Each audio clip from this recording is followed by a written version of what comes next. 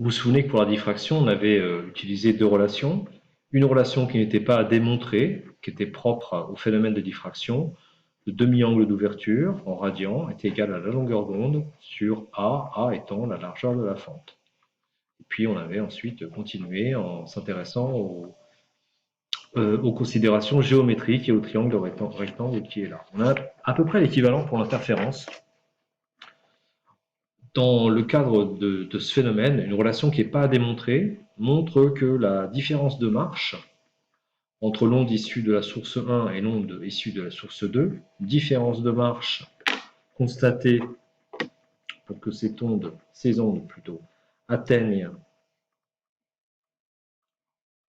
une tache lumineuse, une frange lumineuse, je devrais plutôt dire, eh bien cette différence de marche, elle est égale à B étant la distance entre les deux sources cohérentes, S1 et S2, X étant une position de l'écran repérée par rapport à l'origine qui est finalement repérée sur l'écran, la direction principale, en pointillé ici, et puis D qui ici aussi est la distance entre les deux sources et l'écran.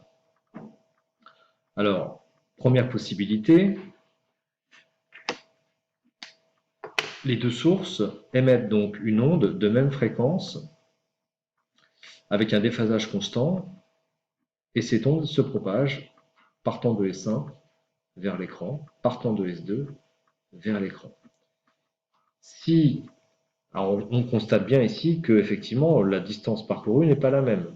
Je prends une équerre et je constate que l'onde issue de S2 parcourt cette distance-là supplémentaire. C'est ça qu'on appelle la différence de marche. Eh bien, les interférences vont être constructives si la différence de marche est exactement égale à lambda, ou bien 2 lambda, ou bien 3 lambda, puisqu'on a dit dans une vidéo précédente que deux points qui étaient séparés dans un milieu dans lequel se propage une onde, deux points qui étaient séparés d'une distance lambda, de lambda, enfin k fois lambda, eh bien ces points vibraient en phase. Donc concrètement, si l'onde issue de S1 et si l'onde issue de S2 ont parcouru des distances différentes d'exactement lambda ou bien proportionnelles à lambda, ce qu'on observe lorsque les deux ondes arrivent sur l'écran, eh bien, en ce point-là, au centre de la frange brillante, ces deux ondes elles vibrent en phase. Et donc, leur amplitude s'ajoute. Donc, on a une frange au centre qui est très lumineuse. Alors, ce qui m'intéresse ici, c'est de démontrer, d'établir plutôt l'expression de l'interfrange. Alors, l'interfrange, c'est la distance qu'on va retrouver ici. Ça, c'est l'écran vu de face. Et qu'on retrouve également, du centre au centre. Concrètement en TP, on ne va pas mesurer I de cette manière-là. Concrètement en TP, on va mesurer I en prenant au contraire le bord de cette frange et l'autre bord de cette frange. C'est des points qui sont plus facilement repérables. Mais enfin voilà, en théorie, l'interfrange, c'est du milieu au milieu. Donc, si on prend par exemple la première frange lumineuse, si c'est la première, K égale la différence de marche vaut lambda. Alors que la différence de marche pour l'interfrange suivante vaut 2 lambda. Pour la première frange, la différence de marche vaut lambda. Pour la deuxième frange, delta égale 2 lambda, et ainsi de suite.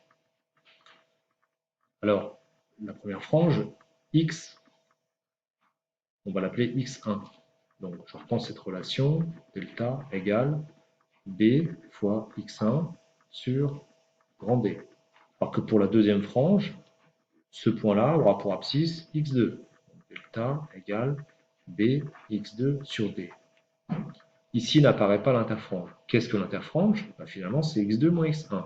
Donc je sors x1 de ma relation, x1 égale à delta d sur b.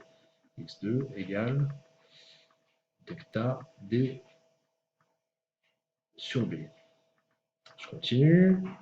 Ici, delta pour cette première frange égale à lambda, donc c'est lambda d sur b. Ici, delta vaut 2 lambda. Donc 2 lambda d sur b. Voilà. x2 moins x1, x2 moins x1, en fait, c'est l'interfrange. Donc x2 moins x1, c'est égal à i. Je reprends les relations qui sont là. x2, 2 lambda d sur b, moins x1, moins lambda d sur b.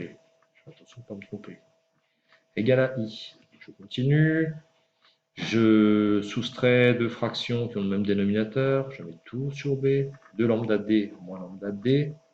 2 lambda d moins lambda d égale i. 2 lambda d moins lambda d, ça fait lambda d sur b. L'interfrange égale lambda d sur b. Alors à nouveau, à quoi ça sert? Éventuellement, si on est capable de mesurer sur l'écran l'interfrange, si on connaît la distance grand D qui est souvent de plusieurs mètres, si on connaît B, la distance entre les deux fentes ou entre les deux trous, on va pouvoir déterminer lambda.